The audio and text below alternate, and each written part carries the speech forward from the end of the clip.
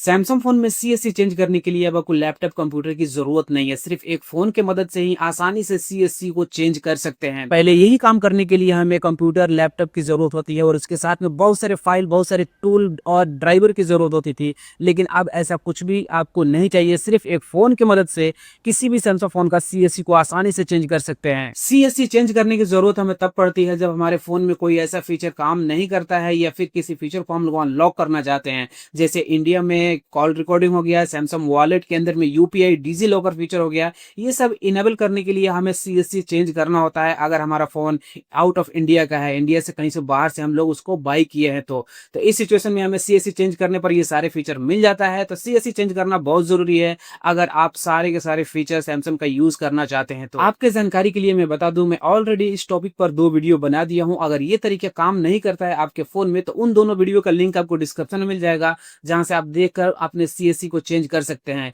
लेकिन उसके लिए आपको कंप्यूटर की ज़रूरत होगी और बहुत सारे फाइल, बहुत सारे ड्राइवर, बहुत सारे टूल की ज़रूरत होगी। उन दोनों वीडियो का लिंक आपको डिस्क्रिप्शन में मिल जाएगा, आप जाकर वहाँ से उसको भी देख सकते हैं। बहुत सारे लोग डरते हैं सीएससी चेंज करने से, वो सोचते हैं सीएससी चेंज करने के बाद सैमसंग नॉक सिक्योरिटी इनवैलिड हो जाएगा, वो काम नहीं करेगा।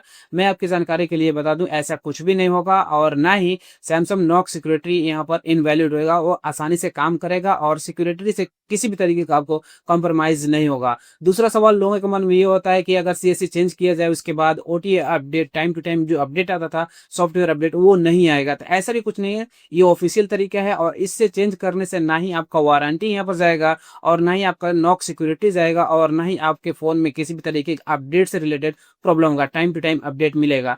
तो सारी जानकारी मैं इस वीडियो में देने वाला हूँ कि कैसे आप इसको फ्लैश कर सकते हैं। तो वीडियो काफी इंटरेस्टिंग है, वीडियो को पूरा जरूर से देखिए और हो सके तो लाइक जरूर कीजिए और चैनल को भी सब्सक्राइब कीजिए। चलिए मैं चलता हूँ, आपको दिखाता हूँ कैसे चेंज करना है सीएससी को। सीएससी चेंज करने के लिए आपका सैमसंग का फ़ोन चाहिए जिसका सीएससी आपको चेंज करना है। उसके बाद एक एंड्रॉयड फ़ोन चाहिए जिसकी मदद से आप सीएससी को चेंज करेंगे। उसके बाद एक डाटा केबल चाहिए। मैं यहाँ पर रिकमेंड करूँगा कि आप ओरिजिनल डाटा केबल यूज़ कीजिए जो आपके फ़ोन के साथ में आया है। यहाँ पर आप देख सकते हैं type C to type C cable को मैं यूज़ करूँगा। तो सबसे पहले ये 3 चीज़ें चाहिए आपको। उसके बाद ये एंड्रॉयड फ़ोन लेना है जिसकी मदद से आप अपने सीएससी को चेंज करेंगे। इस फ़ोन में आपको एक एप्लीकेशन को डाउनलोड करना है जिसका नाम यहाँ पर देख सकते हैं सैम सीएससी के नाम से है। इसका लिंक आपको वीडियो के डिस्क्रिप्शन में मिल जाएगा। पहले ये एप्लीकेशन प्ले स्टोर पर अवेलेबल नहीं था, लेकिन ये आप प्ले स्टोर पर आसानी से आपको मिल जाएगा। आप इसे प्ले स्टोर से डाउनलोड कर सकते हैं। जैसे ये डाउनलोड हो जाए इसको ओपन करना है। ओपन करने के बाद आपको कुछ इस तरीके से इंटरफेस दिखाई देगा। इस फोन में आपको वाईफाई कनेक्ट कर लेना है या फिर इसमें अगर सिम है तो सिम का डाटा आप यूज़ कर सकते हैं, उसका इंटरनेट यूज़ कर सकते हैं। जैसे ही एप्लीकेशन ओपन हो जाता है उसके बाद इसको रख देना है। अब आपको अपना सैमसंग फ़ोन लेना है और उसमें कुछ सेटिंग को चेंज करना है। जैसे कि सबसे पहले यहाँ पर सेटिंग को ओपन कीजिए। यहाँ पर प्राइवेसी एंड सिक्योरिटी मिल जाएगा। यहाँ पर जाने के बाद ऑटो ब्लॉकर यहाँ पर है, इसको डिसेबल कर देना है आपको। जैसे ही डिसेबल करेंगे आपको यहाँ पर पासवर्ड एंटर करने को बोलेगा। पासवर्ड एंटर करके इसको डिसेबल कर लीजिए और उसके बाद बैक जाइए और नीचे के साइड में सॉफ्टवेयर अपडेट आएगा, इसके ऊपर में क्लिक करना है। 3 डॉट्स में क्लिक करना है, यहाँ पर सॉफ्टवेयर इन्फॉर्मेशन पर क्लिक करना है और यहाँ पर आपको देखने को मिल जाएगा आपका फ़ोन का वर्जन। देख सकते हैं यहाँ पर मेरे फ़ोन का वर्जन जो है वो है S931B। तो यही आपको याद रखना है और उसके बाद यहाँ से इसको बंद कर देना है।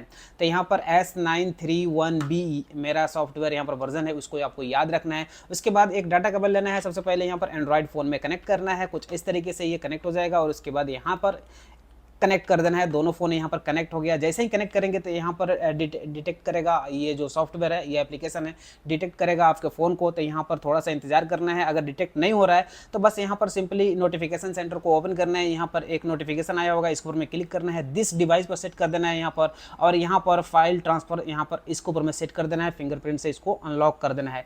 जैसे ही इसके ऊपर में सेट करेंगे तो ये एप्लीकेशन क्या करेगा, वेरीफाई करेगा आपके यहाँ पर फ़ोन को और उसके बाद आपको कुछ इस तरीके से दिखाई देगा।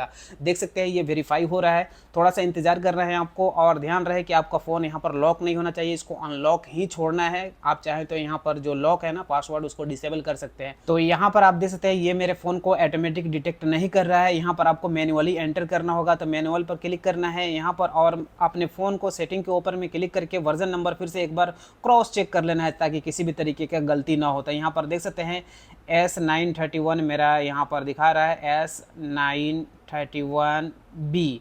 तो इसको यहाँ पर एंटर करना है और उसके बाद यहाँ पर ओके करना है और उसके बाद यहाँ पर अपना CSC को एक बार एंटर कर देना, जैसे कि INS, यहाँ पर मैं INS को एंटर कर दिया। उसके बाद यहाँ पर एक्सक्लूडेड CSC पाइपलाइन के ऊपर मैं क्लिक कर दूंगा। तो यहाँ पर थोड़ा सा टाइम लगेगा, यहाँ पर देख सकते हैं थोड़ा सा टाइम आपको लगेगा 1-2 सेकेंड। उसके बाद यहाँ पर एक्सक्लूडेड के ऊपर में क्लिक कर देना है। तो यहाँ पर थोड़ा सा वेरीफाई करेगा, थोड़ा सा यहाँ पर वेट करना है आपको और उसके बाद आपको यहाँ पर दिखाई दे देगा। तो देख सकते हैं यहाँ पर रेडी एंटर मॉडल मैनुअली यहाँ पर ये डिटेक्ट कर रहा है और जो हमारा CSC कोड होगा ना वो यहाँ से डाउनलोड करेगा ये। तो यहाँ पर आप देख सकते हैं 35% हो गया है और इसी तरीके से जो है वो 100% होगा तो यहाँ पर हमारा काम हो जाएगा। तो यहाँ पर आप देख सकते हैं मैनुअली मैं एंटर किया, यहाँ पर सब कुछ CSC अप्लाइड सक्सेसफुल हो गया है। अब यहाँ पर हमें क्या करना है, रीबूट डिवाइस के ऊपर में क्लिक करना है एक बार और उसके बाद हमारा जो सैमसंग का फ़ोन है वो ऑटोमेटिक रीबूट हो जाएगा। तो यहाँ पर रीबूट डिवाइस नाउ के ऊपर मैं क्लिक करता हूँ और देख सकते हैं कि ये अब रीबूट करेगा हमारे फ़ोन को यहाँ पर और हमारा फ़ोन रीबूट होकर यहाँ पर CSC जो है इसका वो चेंज हो जाएगा बहुत ही आसानी से।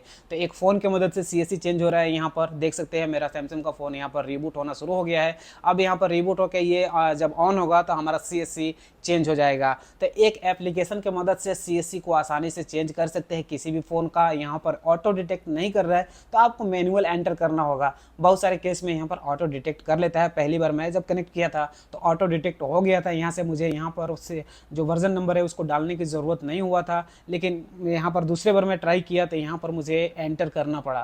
तो हर बार अलग अलग तरीके से काम करता है। आप चाहे तो यहाँ पर ऑटो डिटेक्शन को यूज़ कर सकते हैं या फिर मैनुअल एंटर कर सकते हैं अपना वर्जन को। तो देख सकते हैं मेरा फ़ोन यहाँ पर अनलॉक हो गया है। तो देख सकते हैं मेरा फ़ोन यहाँ पर रीबूट हो गया है, इसको मैं अनलॉक कर लिया हूँ। किसी भी तरीके का यहाँ पर डाटा लॉस नहीं हुआ है मेरा और मेरा फ़ोन का CSC आसानी से चेंज हो गया है।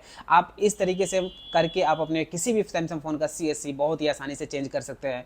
उम्मीद करता हूँ वीडियो पसंद आई हो। पसंद आई तो लाइक कीजिए, चैनल को भी सब्सक्राइब कीजिए। किसी भी तरीके के डाउट्स है तो नीचे कॉमेंट कर सकते हैं, मैं उसको ज़रूर से रिप्लाई करने की कोशिश करूँगा।